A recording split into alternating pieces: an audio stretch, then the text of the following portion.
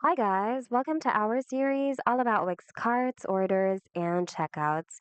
When a customer clicks on the cart icon, what would you like to happen? Where would you like them to be taken to? Let's learn how to set that up in today's video.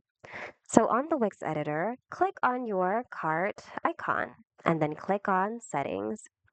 On this small window, go to the Settings tab. And you'll see two options here. So when visitors click on your cart icon, you can either show the side cart or open the full cart page.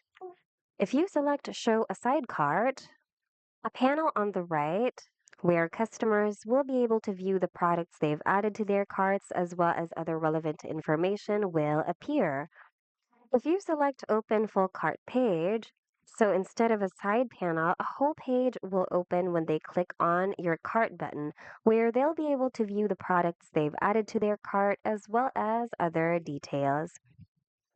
So go ahead and feel free to select whichever option you like. And once you're done, click on Save to save your changes. And if your site's previously been published, click on Publish again for the changes to also reflect on your live site.